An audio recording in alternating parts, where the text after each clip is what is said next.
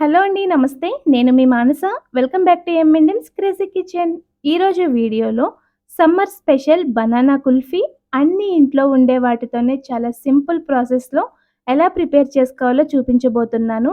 Kulfi taste అయితే చాలా చాలా బాగుందండి. ఎవ్వరైనా సరే ఈజీగా ప్రిపేర్ చేసుకోవచ్చు. అలాగే అందరూ కూడా ఇష్టంగా తింటారనమాట. లేట్ చేయకుండా ఈ బనానా కుల్ఫీ ఎలా ప్రిపేర్ చేయాలో చూసేద్దాం. వీడియోని ఎక్కడ స్కిప్ చేయకుండా ఎండ్ వరకు చూసేయండి. అలాగే మన ఛానల్‌ని ఫస్ట్ టైమ్ చూస్తున్నట్లయితే ప్లీజ్ ఛానల్‌ని సబ్స్క్రైబ్ చేసుకొని మమ్మల్ని మరింత సపోర్ట్ చేయండి. బనానా కుల్ఫీ కోసం ఒక బౌల్‌లో 2 టేబుల్ స్పూన్ల కస్టర్డ్ పౌడర్ వేసుకోండి. నేను ఆల్రెడీ ఈ హోమ్‌మేడ్ కస్టర్డ్ పౌడర్ రెసిపీ మన ఛానల్‌లో పోస్ట్ చేశాను. దీని లింక్ కింద డిస్క్రిప్షన్‌లో ఇస్తాను. ఎవరికైనా కావాలంటే ఒకసారి వెళ్లి చెక్ చేసుకోండి. ఇప్పుడు ఇందులో పావు కప్పు వరకు పాలను వేసుకొని ఫోర్క్‌తో లేకపోతే ఇలా విస్కర్‌తో ఉండలు లేకుండా మొత్తం కలుపుకున్న తర్వాత పక్కన పెట్టుకోండి.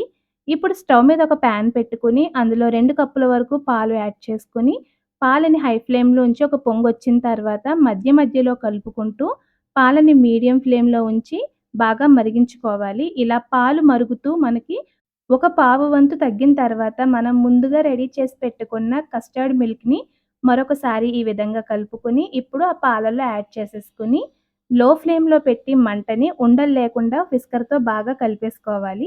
కస్టర్డ్ మిల్క్ బాగా కలిపిన తర్వాత ఇప్పుడు ఇందులో పావు కప్పు వరకు పంచదారని వేసుకొని మరొకసారి కలుపుకుంటూ పంచదారని పూర్తిగా కరిగించుకోవాలి. ఇప్పుడు ఇందులో చాలా చిన్న పీసెస్‌లా కట్ చేసి పెట్టుకున్న ఒక టేబుల్ స్పూన్ వరకు బాదం పప్పు, ఒక టేబుల్ స్పూన్ జీడిపప్పు, ఒక టేబుల్ స్పూన్ పిస్తా పప్పు వేసుకొని విస్కర్‌తో కంటిన్యూయస్‌గా కలుపుకుంటూ మంటని మీడియం ఫ్లేమ్‌లోనే ఉంచి పాలు సగానికి మరిగేంత వరకు కూడా ఈ విధంగా మరిగించుకోవాలి. చూసారు కదా! మనకి పాలు సగానికి మరిగి కాస్త తిక్కుగా అయినాయి కదా! ఇప్పుడు స్టవ్ ఆఫ్ చేసేసుకొని గిన్నె పక్కన పెట్టి గరిటెతో కలుపుకుంటూనే మిక్చర్ అంతా కూడా పూర్తిగా చల్లారనివ్వాలి.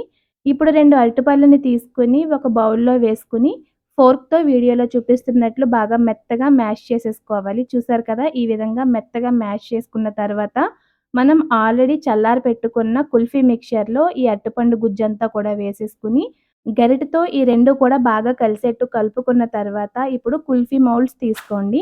ఈ కుల్ఫీ మౌల్డ్ నేను ఆన్‌లైన్‌లో కొనుక్కున్నానండి. మీ దగ్గర కుల్ఫీ మౌల్డ్ లేకపోతే మీరు ఐస్ క్రీమ్ మౌల్డ్‌లో కూడా వేసుకోవచ్చు.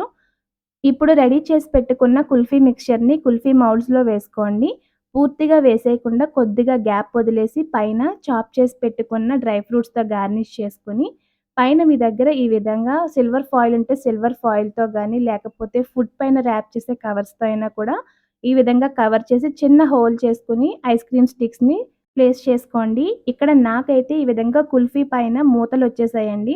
సో, నేను అలాంటి మూతల్ని ఫిక్స్ చేసేసుకొని, ఈ విధంగా ఐస్ క్రీమ్ స్టిక్స్‌నైతే ఫిక్స్ చేసుకున్నాను. మీ దగ్గర కుల్ఫీ మౌల్డ్స్ గానీ, ఐస్ క్రీమ్ మౌల్డ్స్ గానీ ఏమీ లేకపోయినా ఇలాంటి సెరామిక్ బౌల్స్‌లో లేకపోతే స్టీల్ బౌల్స్‌లో అయినా సరే కొద్ది కొద్దిగా మిక్స్చర్‌ని వేసేసుకొని, పైన ఈ విధంగా ర్యాప్ చేసేసుకొని, డీప్ ఫ్రిడ్జ్‌లో ఓవర్ నైట్ కూడా పెట్టేసుకోవాలి. మీరు పెట్టుకునేటప్పుడే సెట్ పాయింట్ ఒక 4, 5 పెట్టుకుంటే మీకు అసలు డౌట్ లేకుండా కుల్ఫీ రెడీ అయిపోతుందనమాట.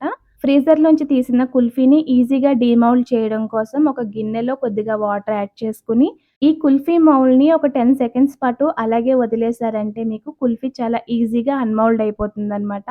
చూసారు కదా! చాలా చాలా టేస్టీగా, సింపుల్‌గా చేసుకునే బనానా కుల్ఫీ. టేస్ట్ అయితే చాలా చాలా బాగుందండి. అందరూ కూడా చాలా ఇష్టంగా తింటారు. అందరికీ నచ్చుతుంది. సో, మీరు కూడా ఈ simple and superb banana kulfi రెసిపీని తప్పకుండా ట్రై చేసి మీకీ రెసిపీ ఎలా వచ్చిందో కూడా మాకు కామెంట్స్‌లో షేర్ చేయండి. అలాగే వీడియో నచ్చినట్లయితే లైక్ చేయండి, షేర్ చేయండి, సబ్స్క్రైబ్ చేసుకోండి. పక్కనే ఉన్న బెల్ బటన్‌ని యాక్టివేట్ చేసుకోండి.